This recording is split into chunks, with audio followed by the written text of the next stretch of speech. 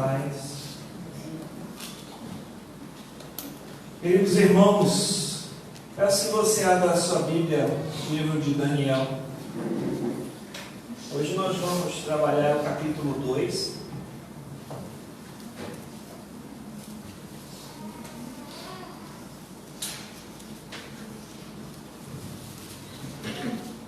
Peço que você deixe a sua Bíblia aberta.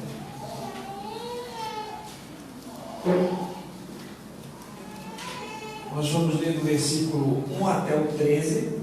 Em seguida vamos orar.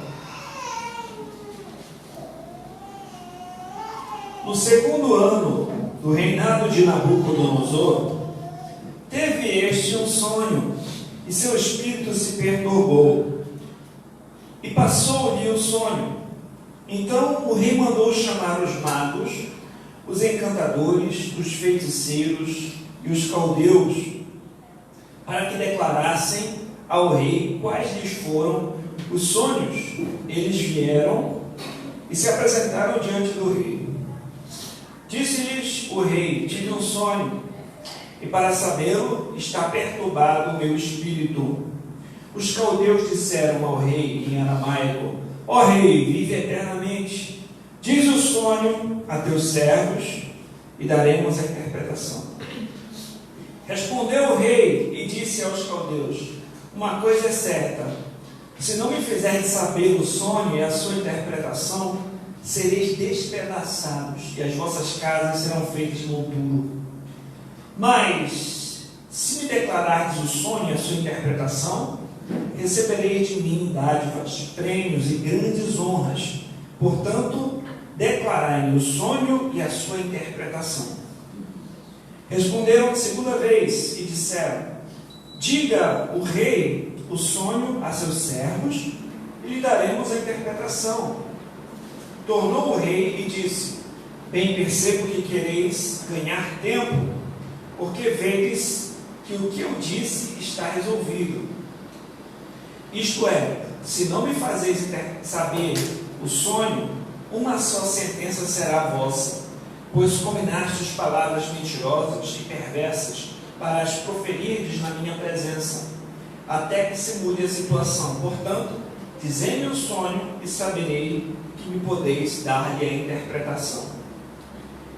Responderam os caldeus na presença do rei e disseram: não há mortal sobre a terra que possa revelar o que o rei exige, pois jamais houve rei, por grande e poderoso que tivesse sido, que exigisse semelhante coisa de algum mago, encantador ou caldeu. A coisa que o rei exige é difícil. Ninguém há que possa revelar diante do rei, senão os deuses, e estes não moram com os homens. Então o rei muito se irou e enfureceu, ordenou que matassem todos os sábios da Babilônia. Saiu o decreto segundo o qual deviam ser mortos os sábios, e buscaram a Daniel e a seus companheiros para que fossem mortos. Vamos ao Senhor em oração. Pai, colocamos diante de Ti as nossas vidas. Reconheço a minha fraqueza, Senhor, tenha misericórdia de mim. Usa-me como instrumento Teu para expor a Tua palavra, o Teu povo que aqui se reúne. Fala aos nossos corações, glorifica o Teu nome, edifica o Teu povo, alcança o perdido. Ensina-nos, Senhor, pastoreia-nos, guia-nos, Senhor, através da Tua palavra. Grava a Tua palavra em nossos corações, ilumina o nosso entendimento. Prepara, Senhor, o solo, Senhor, do nosso coração para receber a boa semente. E que o Teu nome seja engrandecido e que bons frutos venham dar, Senhor, da exposição da Tua palavra. Em nome de Jesus. Amém. Nós começamos na semana passada a trabalhar o livro de Daniel. Nós vimos, meus irmãos, que nós estamos aqui nesse livro no século 6 a.C.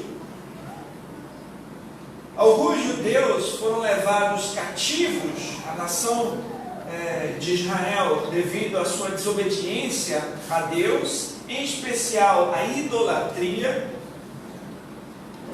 como uma disciplina divina, como um castigo divino, o Senhor permitiu que um rei chamado Nabucodonosor invadisse Jerusalém, saqueasse o templo e levasse muitos judeus para o cativeiro na Babilônia.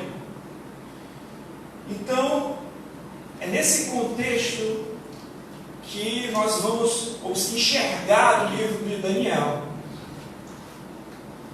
Mas, mesmo diante dessa grande apostasia da nação, nós vamos ver que o Senhor sempre preserva um remanescente. Sempre tem aqueles que permanecem fiéis ao Senhor. Esses que são o verdadeiro Israel de Deus. Aqueles que de fato têm a fé de Abraão. E nós vimos que Daniel e seus amigos foram levados para o cativeiro babilônico. E ali, esses jovens que tinham entre 14 e 17 anos, começaram a passar por um processo de reeducação. A ideia de Nabucodonosor era que aqueles jovens aprendessem a língua, a cultura, a religião, a ciência dos caldeus, e que eles se tornassem então servos ali, funcionários do rei na Babilônia. Entretanto, isso mudaria toda a identidade desses jovens. Inclusive os próprios nomes deles foram mudados. O nome de Daniel é mudado, dos seus amigos também. Nós vimos que o nome deles tinha alguma correspondência ao Deus de Israel, tinha algo relacionado ao Deus de Israel, o seu nome, o significado do seu nome. E o nome deles é mudado para nomes relacionados a divindades pagãs ali da Babilônia. Eles então têm que aprender por 3 anos todas aquela ciência, aqueles costumes, aquela cosmovisão da Babilônia, daquela cultura. Entretanto, nós vimos que Daniel, quando chegou o momento de que ele seria nutrido pelas finas iguarias do rei, ele resolveu não se contaminar. Ele disse: aqui não dá para continuar caminhando, nesse ponto não tem como. Então ele entendeu que participar daquele banquete feriria seus princípios. Daniel, talvez por não querer pecar contra Deus, participando ali daquele banquete, daqueles alimentos que eram oferecidos a ídolos, que também feriam a lei cerimonial dos judeus, entre outras associações com aquela prática, ele resolveu não se contaminar. E nós vimos que, apesar disso, dele não comer dessas finas iguarias do rei, ele e seus amigos, e comer somente vegetais, o Senhor os nutriu, o Senhor os fortaleceu nesse momento e deu a eles sabedoria muito maior do que todos os outros sábios da Babilônia. Aqui no nosso segundo capítulo vai relatar uma outra história. Aqui já é no segundo ano do reinado de Nabucodonosor, o rei da Babilônia, e aqui vai relatar um sonho do rei Nabucodonosor. Esse é o grande título aqui, o sonho do rei Nabucodonosor. Mas se nós fôssemos observar um tema central deste capítulo aqui, seria o Deus dos céus, que depõe e estabelece reis, revela que, no final, substituirá todos os reinos humanos pelo seu reino eterno. Esse seria o tema desse capítulo. O Deus dos céus, que depõe e estabelece reis, revela que, no final, substituirá todos os reinos humanos pelo seu reino eterno. Eu tirei esse tema de um livro que eu estou lendo. Então, meus irmãos, nessa primeira parte dos versículos que nós lemos, nós vimos aqui o problema, a situação, a primeira cena, a sala do trono do rei e o fracasso dos sábios da Babilônia, o sonho do rei Nabucodonosor. Vamos observar o que aconteceu aqui. Nabucodonosor era um dos homens mais poderosos do mundo. Ele governava a nação mais poderosa do mundo naquela época. Então ele era um rei que tinha conquistado muitas terras, muitas nações. Ele reinava sobre muitos. A Babilônia era uma potência enorme naquela época. E aquele rei teve um sonho. Um dia ele pensando a respeito do futuro, qual será o futuro deste reino, como é que vão ser as coisas daqui para frente, ele pensando a respeito dessas coisas, talvez pegou no sono e teve um sonho. Nesse sonho ele viu uma grande estátua em formato de um homem. A cabeça dessa estátua era feita de ouro, o peito e os braços de prata, o quadril e as coxas de bronze, e as pernas e os pés, parte ferro, parte barro. E tinha uma pedra que foi retirada não com mãos, uma pequena pedra que veio, bateu no pé dessa estátua e ela se desfez, virou pó. E essa pequena pedra começou a crescer, ia tomar conta de tudo, se tornar uma montanha enorme, ia tomar conta de tudo. E quem sabe ele acordou assustado. O que quer dizer isso? Naquela época, para aqueles reis da Babilônia, eles pensavam que os sonhos, eles eram mensagens dos deuses. Então, talvez ele ficou preocupado sobre, será que alguém está querendo tomar o meu reino? Será que está surgindo, quem sabe, um outro reino que quer fazer uma emboscada para nós, ou que vai querer, usurpar meu trono? Talvez ele possa ter pensado isso e começou a ficar preocupado. Aquele sonho começou a ficar martelando na sua cabeça, ele ficou angustiado, ansioso, e resolveu chamar então os sábios da Babilônia, os feiticeiros, os magos, os caldeus, aqueles que se preparavam para essas coisas, que estudavam a astrologia, aqueles que tentavam interpretar sonhos e estudavam essas artes, entre outras sabedorias ocultas daquela época.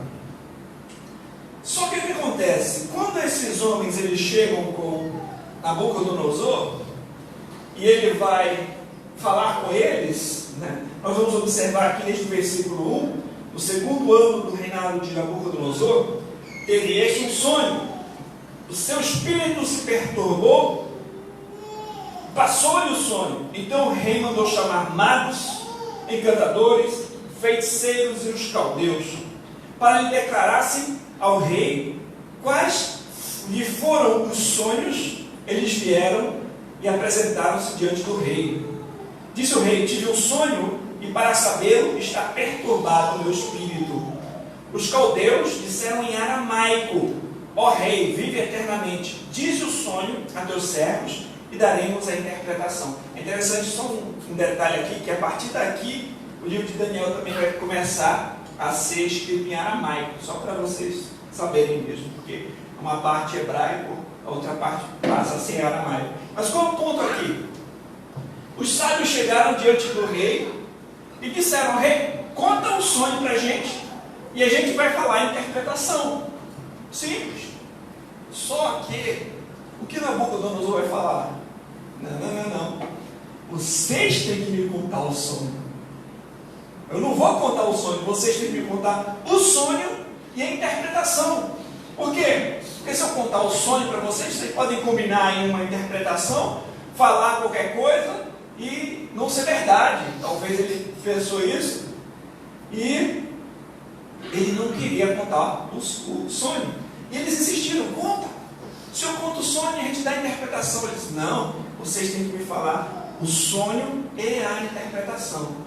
né? E aí ele vai fazer algumas ameaças e promessas em relação a isso. Verso 5: respondeu o rei e disse aos caldeus: uma coisa é certa, se não me fizerem saber o sonho e a sua interpretação, sereis despedaçados, e as vossas casas serão feitas monturo. Mas, se me declarares o sonho e a sua interpretação, recebereis de mim dádivas, prêmios e grandes honras, porque declarai-me o sonho e a sua interpretação. Responderam segunda vez, disseram: diga ao rei o sonho e a seus servos, e lhe daremos a interpretação. Ele foi bem simples o que Nabucodonosor falou: olha, se vocês me disserem o sonho e a interpretação, vocês vão ser honrados, vocês vão receber uma promoção, vocês vão receber um bônus aí, umas honrarias, uns presentes por isso. Mas se vocês não fizerem isso, vocês vão ser despedaçados, e a casa de vocês vai ser destruída, vai ficar um monturo, não vai sobrar nada. Então essa é a ameaça. E um detalhe: ele não estava blefando. A gente pode saber isso porque no capítulo 3, vocês lembram o que acontece com Sadraque, Mesaque e Abednego, né? Que ele fala, né, que aqueles que não adorassem a imagem que ele construiu iam ser lançados na fornalha. Então ele tinha com certeza possibilidade de cumprir aquilo que ele está dizendo: vocês vão ser esquartejados, vocês vão morrer se não fizerem isso, e se fizerem, vocês vão receber aí o prêmio de vocês. Entretanto, eles responderam mais uma vez, no verso 7: diga ao rei o sonho, aos seus servos, e lhe daremos a interpretação. Verso 8: tornou o rei e disse: bem percebo que quereis ganhar tempo, porque vedes que o que eu disse está resolvido. Isto é, se não me fazeis saber o sonho, uma só sentença será a vossa, pois combinastes palavras mentirosas e perversas para proferirdes na minha presença, até que se mude a situação. Portanto, dizei-me o sonho e saberei que podeis me dar a interpretação. Responderam os caldeus na presença do rei e disseram: não há mortal sobre a terra que possa revelar o que o rei exige, pois jamais houve rei, por grande e poderoso que tivesse sido, que exigisse semelhante coisa de algum mago, encantador ou caldeu. A coisa que o rei exige é difícil, e ninguém há que possa revelar diante do rei, senão os deuses, e estes não moram com os homens. Então o rei muito se irou, enfureceu e ordenou que matassem todos os sábios da Babilônia. Então, depois disso, o rei já não falou mais a parte da promessa, ele falou só ameaça. Só, olha, eu estou falando, já está decidido, né? Se vocês não me falarem a interpretação, o sonho e a interpretação, vocês vão morrer. Vocês estão querendo ganhar tempo e combinar uma resposta para me falar. Então, se eu não ver que vocês conseguem fazer isso, vocês vão morrer. E aí ele diz, olha, eles reconhecem a sua própria fraqueza e impossibilidade de resolver esse problema. Eles vão dizer, olha, nenhum rei, por mais poderoso que fosse, jamais exigiu isso. É interessante que a gente vê também lá um sonho sendo interpretado, né, no livro de Gênesis, quando José vai interpretar o sonho, né, a gente vê, mas ali já tinha o sonho e ele foi interpretar o significado do sonho, né? Aqui não, aqui os sábios vão ter que falar qual era o sonho também, e depois dar a sua interpretação. E esses homens, eles revelam a sua incapacidade, e é interessante também que eles dizem o seguinte: não há mortal que possa revelar o que o rei exige, pois jamais houve rei, grande ou poderoso, que exigisse semelhante coisa de algum mago, encantador ou caldeu. A coisa que o rei exige é difícil, e ninguém há que possa revelar diante do rei, senão os deuses, e estes não moram com os homens. Aqui eles mostram a falência, a incapacidade deles. Um detalhe, meus irmãos, nesse trecho nós observamos que existem limitações para os mais poderosos reis e para os mais versados sábios do mundo, que somente o Deus Todo-Poderoso pode resolver e somente o Deus Todo-Poderoso tem poder para fazer. Aqui eles declararam a falência dos seus deuses, a falência dos seus ídolos, né? Eles vão dizer o seguinte, que eles não poderiam resolver aquilo, somente os deuses. Aqui já há um erro teológico, porque eles eram politeístas, eles acreditavam que existiam vários deuses, os deuses. A Escritura é taxativa, quando diz: ouve, ó Israel, o Senhor teu Deus é o único Senhor.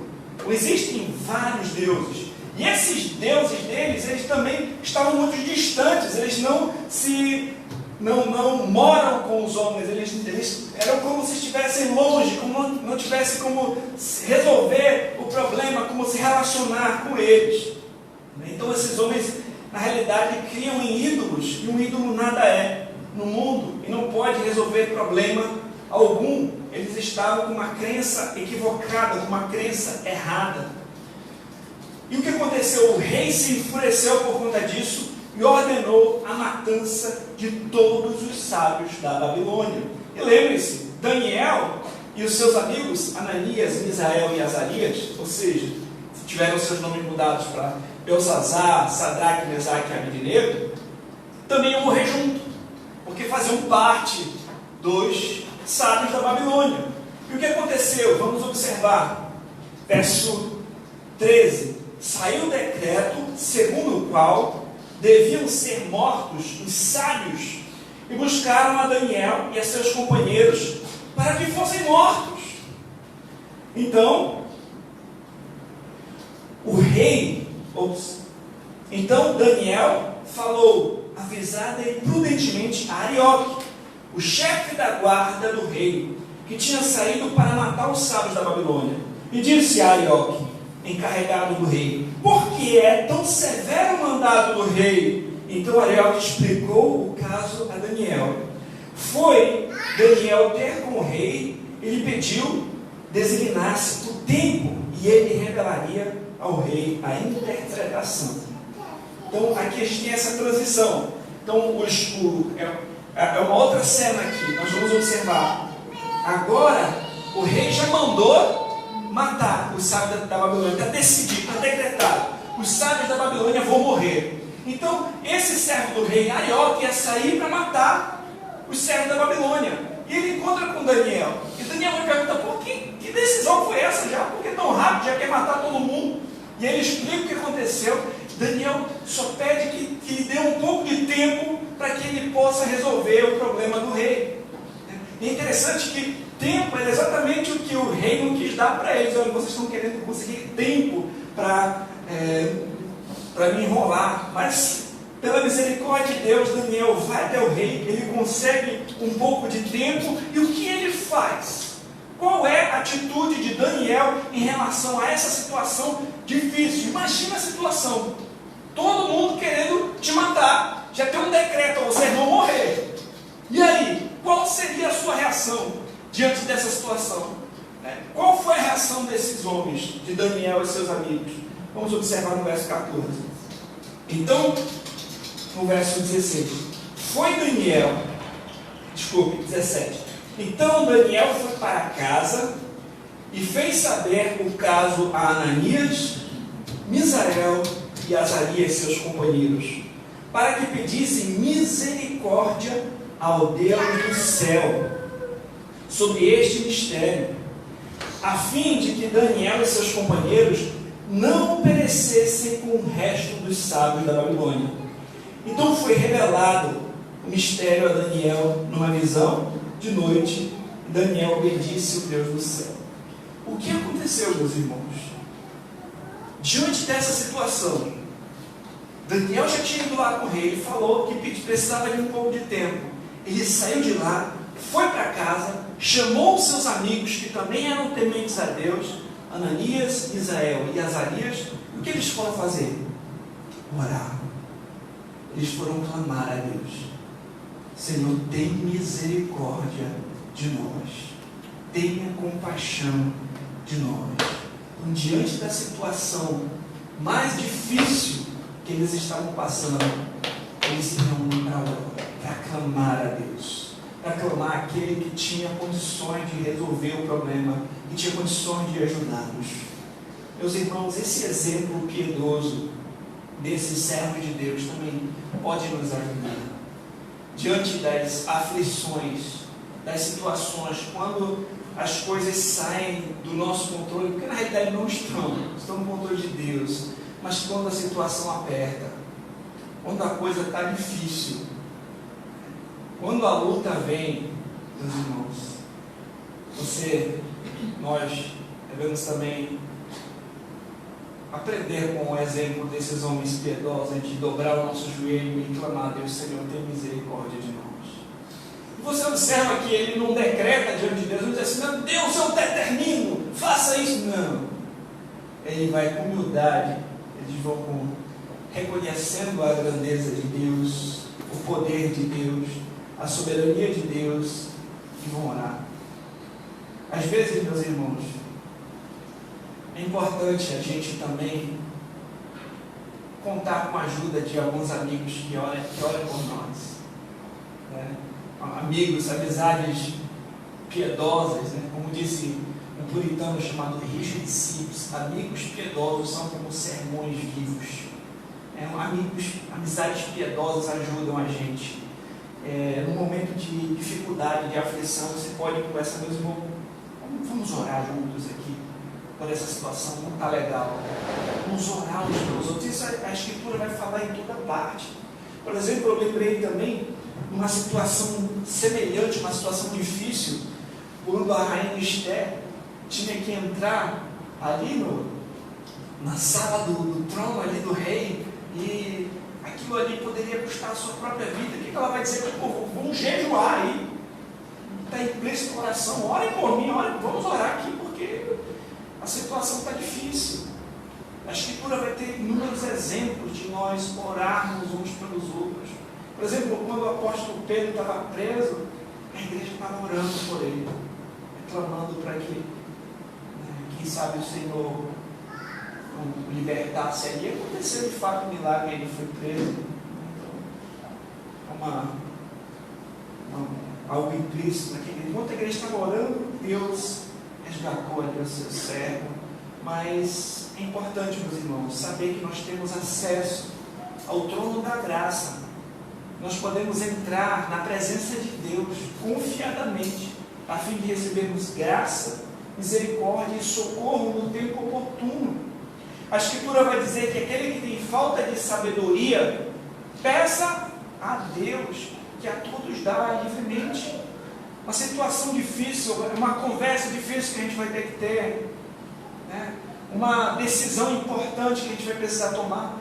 É muito importante isso ser feito em oração. É muito importante a gente ter esse hábito de colocar diante de Deus as nossas angústias, as nossas aflições, os nossos medos, porque é Ele que toma conta de tudo. É Ele que está no controle de tudo. Ele está acima do rei Nabucodonosor. Ele está acima de qualquer autoridade, de qualquer principado e potestade. Se a gente se curva diante de Deus, a gente não vai precisar temer homem nenhum, porque a gente sabe quem é que de fato está no controle, e que até mesmo os fios de cabelo da nossa cabeça estão todos contados. E Deus conhece a angústia dos seus servos. Deus nos incita a orar nas Escrituras. O próprio Senhor Jesus Cristo, antes de escolher os apóstolos, ele passa a noite orando. De vez em quando você vai ver na Escritura Cristo se afastando de todo mundo para orar. Então a importância da oração.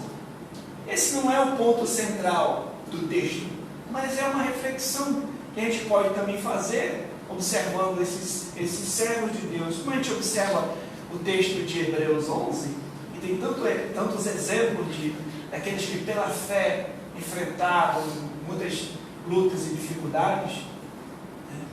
Esses irmãos também podemos também aprender com esse exemplo piedoso. E mais um detalhe, meus irmãos. No verso 19, diz o seguinte: então foi revelado o mistério a Daniel, numa visão de noite.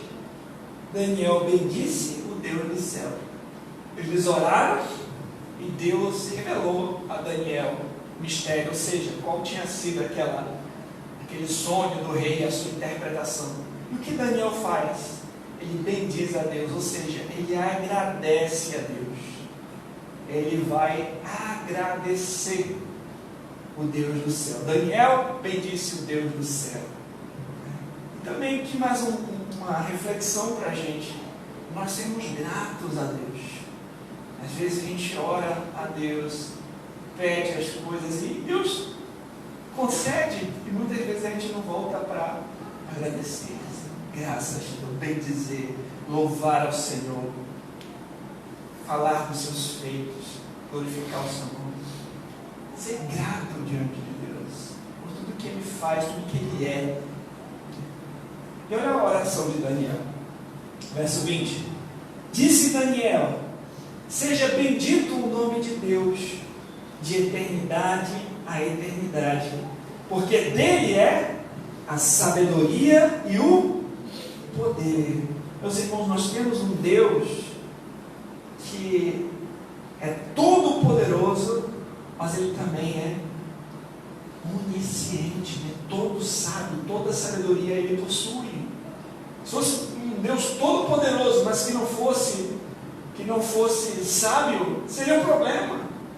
Ou se Ele fosse sábio, mas não tivesse poder para nada, também seria um problema. Mas Ele é todo poderoso, muito mais do que Nabucodonosor. E Ele é todo sábio, Ele tem sabedoria muito mais do que qualquer sábio da terra. E Ele bendiz a esse Deus. Ele é quem muda o tempo e as estações.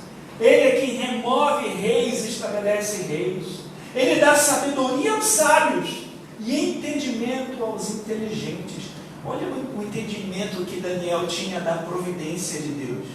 Até o fato da gente saber alguma coisa, é Deus que nos dá.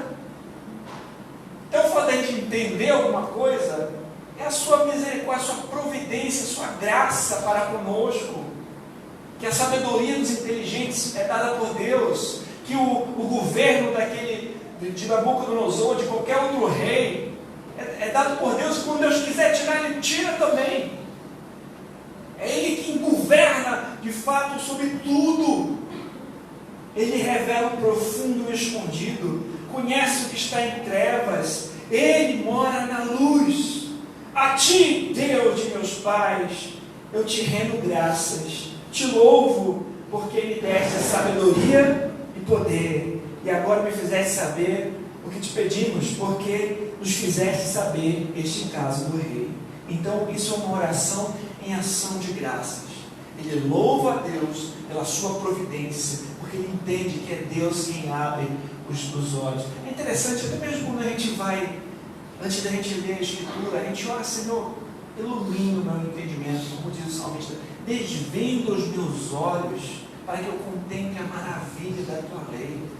É porque a gente entende que até o fato da gente conseguir compreender de forma adequada vem de Deus.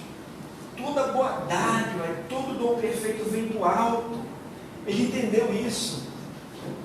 E meus irmãos, ele prossegue no versículo 24 e 25. A gente tem essa transição aqui, depois que ele orou com seus amigos, que Deus revelou a ele o sonho e a interpretação do sonho, e que ele agradeceu a Deus. Ele vai então àquele servo lá do rei Arioque. Vamos lá, verso 24 e 25. Por isso Daniel foi ter com Arioque, ao qual o rei tinha constituído para exterminar os sábios da Babilônia, como o capataz do rei. Entrou e lhe disse: não mate os sábios da Babilônia, introduze-me na presença do rei e revelarei a interpretação. Então Arioque, depressa, induziu Daniel na presença do rei. Ele disse: achei um dentre os filhos dos cativos de Judá, o qual revelará ao rei a interpretação. Respondeu o rei e disse a Daniel, cujo nome era Beltesazar: Podes tu fazer-me saber o que vi no sonho e a sua interpretação? Só um detalhe, quando o Arioque ele vai falar com Nabucodonosor, o que ele vai dizer? Eu achei um que pode resolver o problema. Ele não achou nada. Quem foi até ele foi Daniel. Mas ele vai querer mostrar, quem sabe, que ele conseguiu, resolver o problema, quem sabe mostrar, ganhar algum crédito ali com o rei. E aí o rei pergunta para Daniel, também chamado de Beltesazar, se ele poderia dar o sonho e a interpretação. Vamos observar a resposta de Daniel ao rei. Gente, aqui é uma situação que poderia ser um pouco tensa. Imagina, depois de tudo isso, ele vai lá agora com o rei e ele vai falar. Respondeu Daniel na presença do rei e disse: o mistério que o rei exige, nem cantadores, nem magos, nem astrólogos o podem revelar ao rei. Eu fico imaginando, imagina o que Nabucodonosor pensou quando ele falou isso. Rapaz, de novo estamos com essa história de que ninguém pode resolver. Talvez ele tenha pensado isso, mas Daniel prossegue.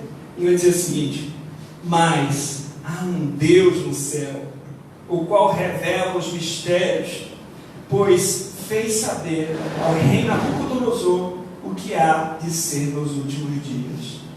O teu sonho e as visões da tua cabeça, quando estavas no teu leito, são estas. Estando tu, ó rei, no teu leito, surgiram-te pensamentos a respeito do que há de ser depois disso. Aquele, pois, que revela mistérios, te revelou o que há de ser. E a mim me foi revelado este mistério, não porque haja em mim mais sabedoria do que em todos os viventes, mas para que a interpretação se fizesse saber ao rei e para que entendesses as cogitações da tua mente. Vamos parar por aqui. Quando Daniel ele vai falar, ele diz: olha, realmente, ninguém poderia resolver esse dilema. Ninguém poderia falar para o rei qual era o seu sonho e a interpretação do sonho. Nenhum mago, nenhum astrólogo, ninguém. Mas existe um Deus no céu que pode. Ele exalta a sabedoria de Deus. Ele exalta a Deus. Ele coloca a Deus acima de qualquer divindade do pagã, que nem existe, a qualquer sabedoria daqueles caldeus. E é interessante que ele não exalta a si mesmo, pelo contrário, ele se humilha.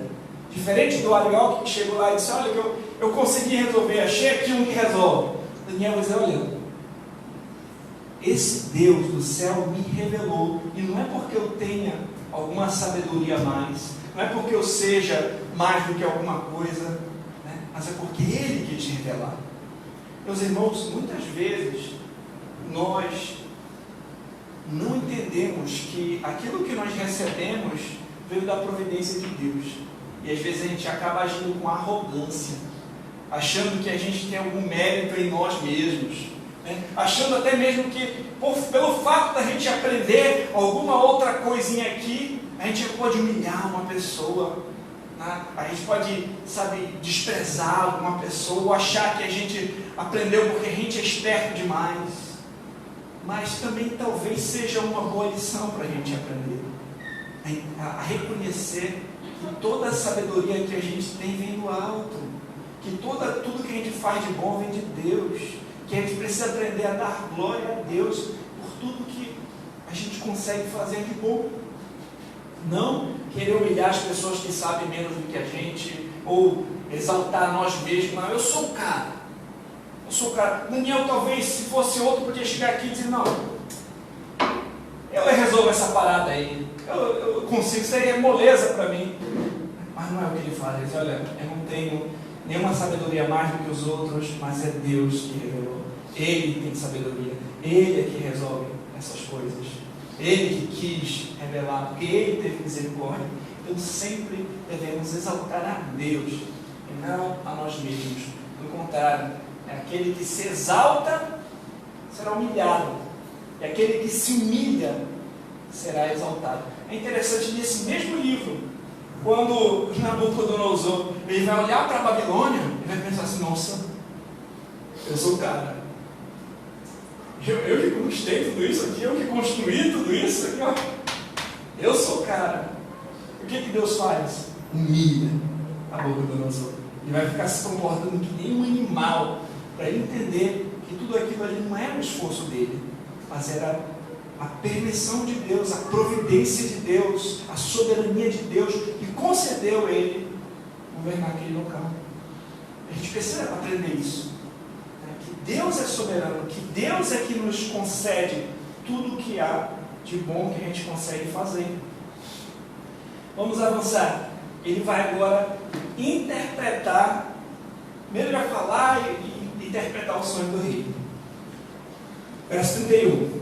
Tu, ó rei, estavas vendo, verso 31, eis aqui uma grande estátua, esta que era imensa e de extraordinário esplendor, estava em pé diante de ti, e a sua aparência era terrível. A cabeça era de fino ouro, o peito e os braços de prata, o ventre e os quadris de bronze, as pernas de ferro, os pés em parte de ferro e em parte de barro. Quando estavas olhando, uma pedra foi cortada, sem auxílio de mãos, feriu a estátua nos pés de ferro e de barro e os esmiuçou. Então foi juntamente esmiuçado o ferro, o barro, o bronze, a prata e o ouro, os quais se fizeram como palha das eiras no estio, e o vento os levou, e deles não se viram mais vestígios, mas a pedra que feriu a estátua se tornou em grande montanha que encheu toda a terra. Então aqui ele já resolveu a primeira parte. Esse foi o sonho que o rei teve. Aquele sonho que eu falei no início. Viu uma estátua, cabeça de ouro, peito e braço de prata, tronco e pernas de bronze, os pés de parte de ferro e parte barro. E viu uma pedra que foi cortada sem auxílio de mãos, bateu no pé da estátua e a esmiuçou toda, e toda aquela estátua virou pó. E aquela pequena pedra se tornou uma grande montanha e foi tomando conta de tudo. Qual é então a interpretação desse sonho? E aqui, meus irmãos, a grande importância. Aqui nós realmente temos que prestar muita atenção nessa parte, porque nós vamos observar algo muito interessante relacionado ao tema central que já foi dito no início. Vamos observar então a interpretação do sonho. Verso 36. Este é o sonho e também a sua interpretação. Diremos ao rei: tu, ó rei, rei de reis, a quem o Deus do céu conferiu o reino, o poder, a força e a glória, e cujas mãos foram entregues os filhos dos homens, onde quer que eles habitem, e os animais do campo, e as aves do céu, para que dominasse sobre todos eles. Tu és a cabeça de ouro. Então a cabeça de ouro é rei Nabucodonosor, rei da Babilônia. E é interessante que Daniel falou que Deus conferiu o reino. Então, cabeça de ouro, rei Nabucodonosor, rei da Babilônia. Verso 39. Depois de ti se levantará outro reino inferior ao teu, e um terceiro reino de bronze, o qual terá domínio sobre a terra. O quarto reino será forte como o ferro, pois o ferro a tudo quebra e esmiuça. Como o ferro quebra todas as coisas, assim ele fará em pedaços e esmiuçará. Quanto ao que viste dos pés e dos artelhos, em parte de barro, de oleiro, e em parte de ferro, será um reino dividido. Contudo, haverá neles alguma coisa de firmeza de ferro, pois que viste o ferro misturado com barro de lodo. com os arteiros dos pés, eram em parte de ferro e em parte de barro, assim, por uma parte o reino será forte e por outra será frágil. Quanto ao que viste do ferro misturado com barro, de lodo, misturar-se-ão mediante casamento, mas não se ligarão um ao outro, assim como o ferro não se mistura com barro. O verso 44 é um ponto central, presta atenção. Mas nos dias destes reis, o Deus do céu suscitará um reino que não será jamais destruído. Este reino não passará a outro povo, esmiuçará e consumirá todos estes reinos, mas ele mesmo subsistirá para sempre. Como viste que do monte foi cortada uma pedra sem auxílio de mãos, e ela esmiuçou o ferro, o bronze, o barro e a prata, o grande Deus fez saber ao rei que há de ser futuramente certo é o sonho e fiel à interpretação. Ele fez agora a interpretação do sonho. Vários comentaristas a respeito desses assuntos, desde os pais da igreja, tinham um certo consenso sobre esse assunto. Tem algumas outras interpretações, mas muitos e muitos comentaristas vão entender dessa maneira. A cabeça de ouro representa o rei Nabucodonosor, rei da Babilônia. E as outras partes da estátua, os reinados subsequentes a ele. Ou seja, o peito e o braço de prata representam o Império Medo-Persa. Os medos e os persas juntos, né? O peito e os braços. O quadril e as pernas de bronze, o Império Grego, liderado por Alexandre o Grande. Isso você pode estudar nos seus livros de história mesmo, normais. Né? E os pés de parte ferro e parte barro, o Império Romano, que foi o império subsequente. E a pedra que chega sem ser cortada de lugar nenhum, uma pequena pedra que vem e derruba todos essa estátua, todos esses reinos terrenos, e depois se torna uma grande montanha que toma conta de tudo. Nos dias do Império Romano, chegou um reino que não terá mais fim. Foi estabelecido um reino. Quando Jesus chega, ele é aquele que veio não por mãos humanas, mas ele veio pelo poder do Espírito Santo. O anjo anunciou a Maria que Jesus reinaria para sempre. Lucas 1:33. Quando Jesus começou o seu ministério, ele falou que o reino de Deus estava próximo. Em João 18:36, Jesus disse que o seu reino não é desse mundo. Em Mateus 12:28, ele diz que é chegado o reino sobre vós. Nós vemos em Atos 2:32 ao 36, que Jesus subiu aos céus, onde já reina a destra do Pai. Em Mateus 26, nós vamos ver que ele prometeu voltar no tempo determinado pelo Pai. Em Apocalipse 11:15, nós vamos ver que o reino do mundo se torna reino do nosso Senhor. Em Lucas 17:21, nós vamos ver que Jesus falou que o reino está dentro de vós. Em Mateus 21, nós vamos ver que a pedra que os construtores rejeitaram, esse veio ser a pedra angular, a pedra principal. Em Mateus 13, nós temos a parábola de uma semente de mostarda, que é a menor das sementes, mas quando ela cresce, ela vai tomando também conta de tudo, ela se torna maior do que as hortaliças. E nós vamos ver em Mateus 28:18, que toda a autoridade foi dada a Cristo. Existe um princípio na teologia que a gente chama de já e ainda não. Que com a vinda de Cristo, o reino de Deus já está entre nós.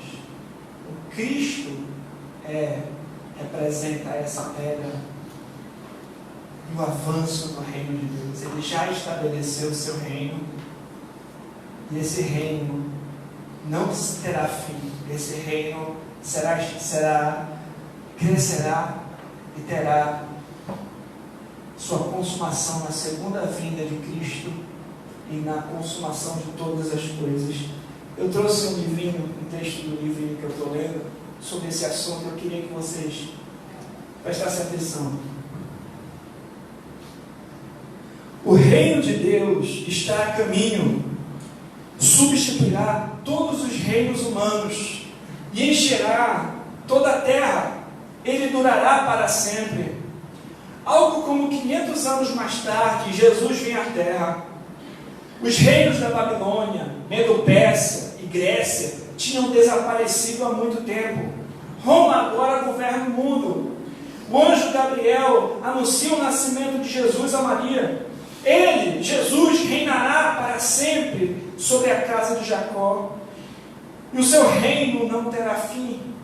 Cerca de 30 anos mais tarde, Jesus começa o seu ministério. Ele proclama o Evangelho de Deus, dizendo: o tempo está cumprido, o reino de Deus está próximo. Com pregações e milagres, Jesus mostra o reino de Deus ao mundo. Jesus diz: se porém eu expulso demônios pelo Espírito de Deus, certamente é chegado o reino de Deus sobre vós. Mas o reino de Deus não veio totalmente durante a vida de Jesus. O reino romano ainda estava no comando. Na verdade, quando os soldados romanos crucificaram Jesus, parecia que o reino de Deus tinha falhado. O Deus soberano, porém, pôde transformar a derrota em vitória. Ele ressuscitou Jesus da morte. Quando os discípulos encontraram o Senhor ressurreto, perguntaram-lhe: Senhor, será este o tempo em que restaures o reino a Israel? Eles não perceberam que o reino de Deus virá em duas etapas. Primeiro, já do reino, com a primeira vinda de Jesus, e depois o ainda não, da plenitude do reino de Deus, na segunda vinda de Jesus. Jesus responde: não vos compete conhecer tempos ou épocas que o Pai o reservou pela sua exclusiva autoridade. Em vez de satisfazer a curiosidade deles, Jesus envia os seus discípulos em uma missão: sereis minhas testemunhas, tanto em Jerusalém, como em toda a Judeia e a Samaria e até os confins da terra.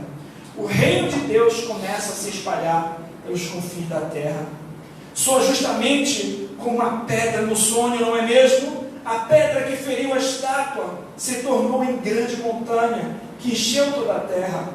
Aliás, Jesus também se vê como uma pedra. Em certo momento, Jesus perguntando ao povo: nunca leste nas Escrituras a pedra que os construtores rejeitaram? Essa veio a ser a pedra angular. Todo que cair sobre essa pedra ficará em pedaços, e aquele sobre quem ela cair ficará reduzido a pó. No sonho, a pedra atingiu os pés da estátua e os esmagou. Então toda a estátua tombou e caiu sobre a pedra e se quebrou em pedaços. A pedra é Jesus. Mas quando ele começa a crescer e encher toda a terra, é também o seu reino. O reino de Deus, o reino de Jesus Cristo está chegando. Ele substituirá todos os reinos humanos. Deu para entender a interpretação do sonho? Era Cristo. Nos dias do Império Romano, ele veio, esse reino que não terá mais fim. Stuart Oliot coloca nos seguintes termos: foi nos dias do Império Romano que um outro reino foi estabelecido, um reino que está sempre crescendo e não terminará. Cristo, a pedra, estabeleceu um reino onde ele mesmo governa. Não é um reino político, porque ele observou: o meu reino não é deste mundo. Ele explicou sobre a qualidade do seu reino. O reino de Deus está dentro de vós. Em todo o mundo há homens e mulheres jovens, meninos e meninas, cujo coração Cristo reina. De todas as nações, Ele tem constituído uma nova nação. Dentre pessoas de todas as raças, Ele tem constituído uma nova raça. Pessoas de todas as cidadanias têm adquirido uma nova cidadania. As barreiras entre judeus, gentios, escravos, livres foram destruídas. A extensão do reino de Deus não é medida pelas fronteiras visíveis em um mapa. O Filho de Deus governa no coração de todas as pessoas que foram unidas a Ele pelo Evangelho. O universo inteiro, meus irmãos, no final das contas, reconhecerá o seu senhorio, enquanto os seus súditos voluntários ouvirem: vinde, benditos de meu Pai, entrai na posse do reino, está preparado desde a fundação do mundo. Cristo Jesus vai falar isso aos seus naquele grande dia, meus irmãos. Então esse ponto é um ponto central, e nós observamos que independente do governador humano que estiver reinando, ele está debaixo da soberania de Deus, e que independente das pressões que nós passarmos, independente do sofrimento que a igreja tiver que enfrentar, no final nós vamos estar com o grande rei. Nesse momento, meus irmãos, nós já podemos olhar para esse livro, observando para onde ia se cumprir essa profecia. Nós sabemos que nós estamos nesse período em que chamamos os rebeldes a se arrependerem e renderem-se a esse grande rei, que já veio e voltará. Nós anunciamos o Evangelho às pessoas, e um dia nós vamos encontrar com o nosso Senhor, e Ele falará: vinde, bendito do meu Pai, entrai na posse do reino, está preparado desde a fundação do mundo. Você já faz parte desse reino, você já se rendeu ao rei, você já é um cristão. Pense a respeito disso. Pense também na sua posição como um embaixador de Cristo, como um arauto do rei, como um proclamador das boas novas. Vamos anunciar esse rei por onde nós passamos. E para nós finalizarmos, meus irmãos, vamos observar o restante aqui do capítulo, que foi a resposta que Nabucodonosor a essa revelação do sonho que Deus deu a ele, a Daniel.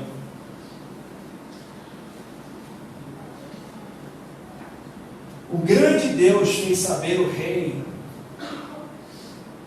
o que há de ser futuramente.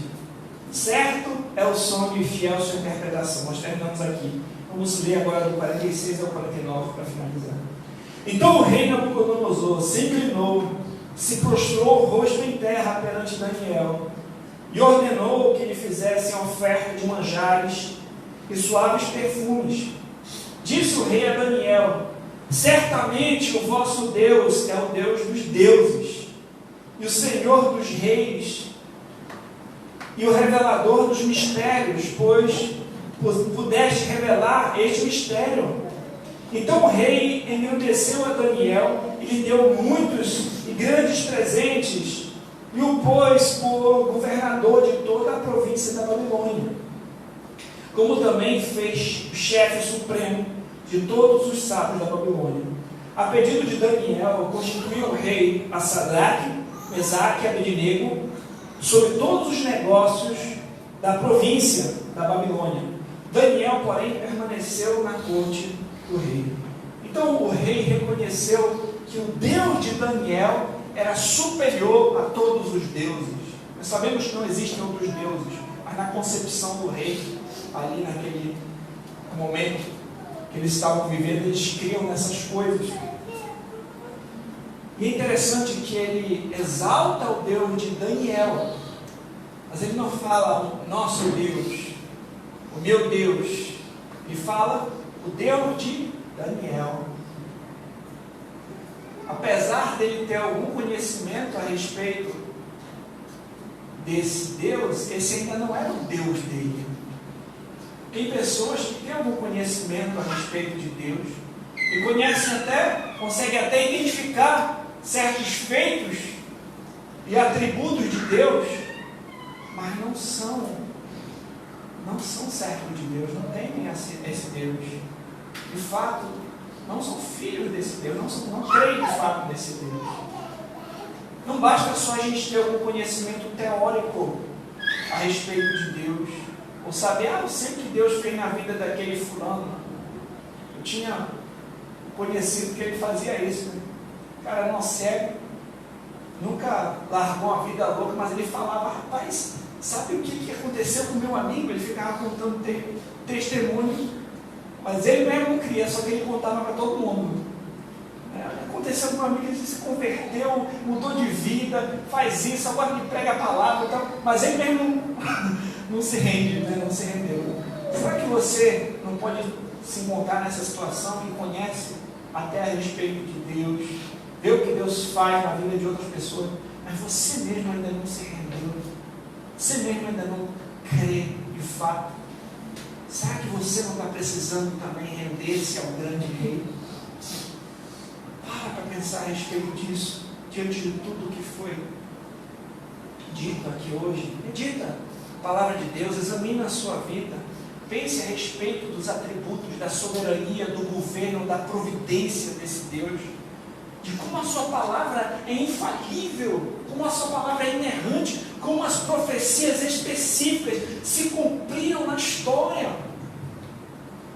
Isso é fantástico, meus irmãos. Isso aqui foi escrito há muitos e muitos anos antes de Jesus Cristo vir, e já tinham profecias específicas que se cumpriram antes de acontecerem esses eventos aqui, porque a Escritura ela não falha, ela é perfeita, ela é infalível, ela é inerrante, é a palavra de Deus. E nós vamos concluir com algumas reflexões. No futuro,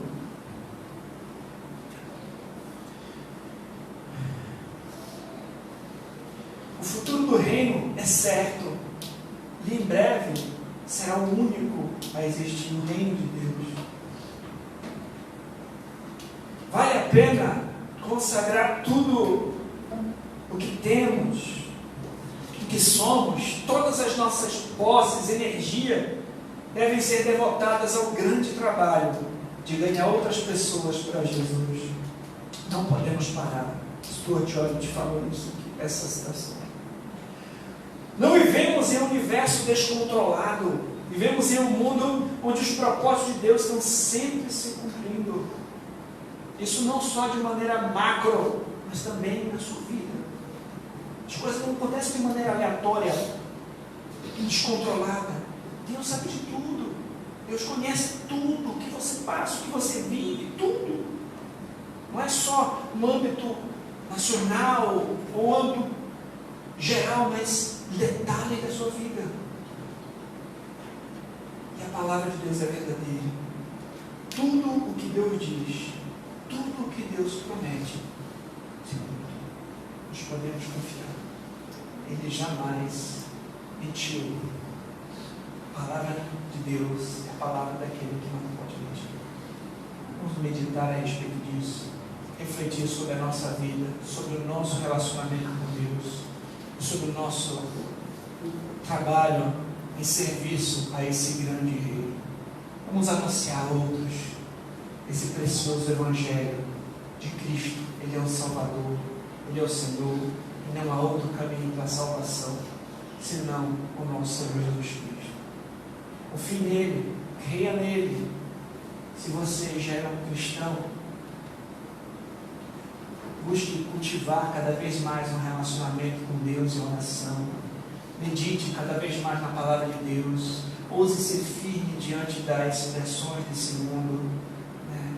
E diante das situações difíceis, sabe que você pode contar com ele em oração. E não só nas situações difíceis. A gente vai perceber, por exemplo, um bom exemplo também desse servo de Deus, Daniel. Não que a gente faça do texto de Daniel modelo, algo assim, né?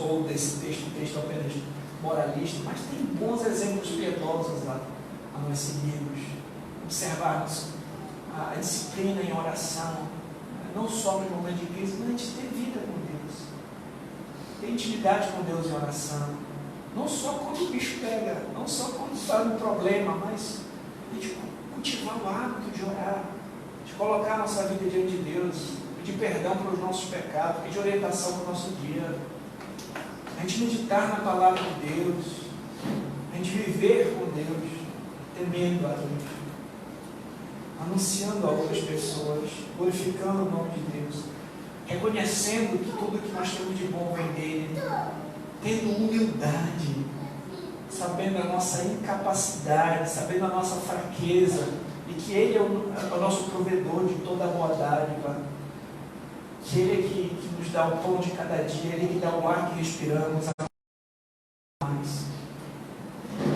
E se você não é um cristão, eu te convido, creia em Cristo, clame a Ele para que Ele te dê a fé genuína, a fé que salva, para que Ele te faça uma nova criatura. Examine a tua vida e vamos ao Senhor em oração. Santo Deus e Pai, colocamos diante de Ti as nossas vidas, sabendo que o Senhor cuida de nós, que o Senhor é que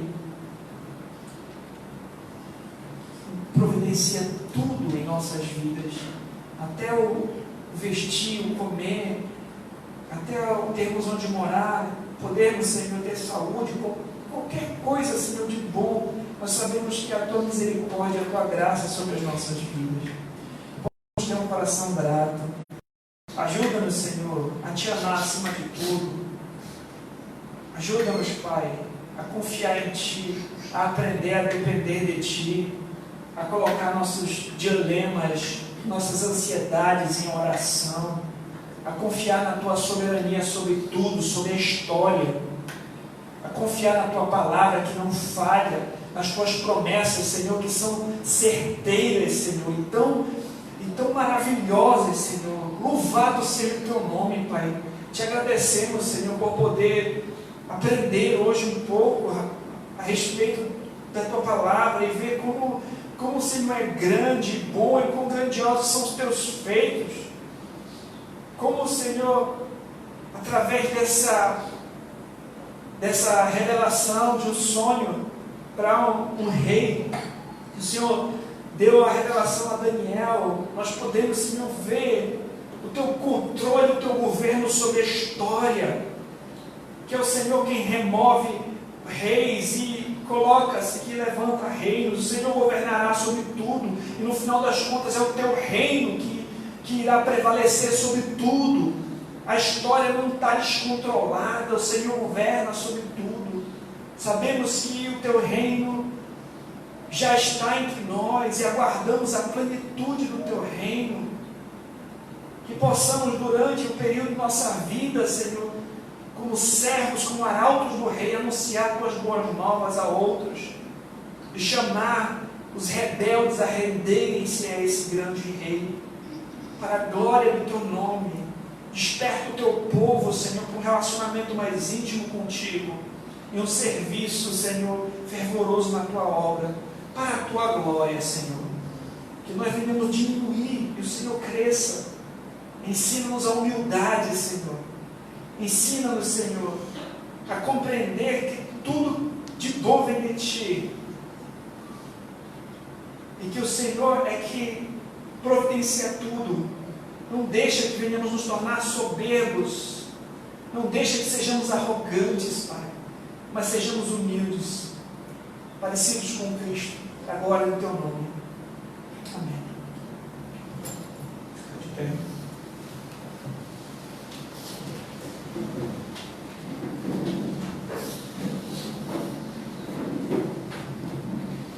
Que a graça e a paz do nosso Senhor Jesus Cristo, o amor de Deus, o nosso Pai, a comunhão e as consolações do Espírito Santo sejam com todo o povo de Deus. Que a igreja diga amém. Um abraço e alguém, ótima semana para você.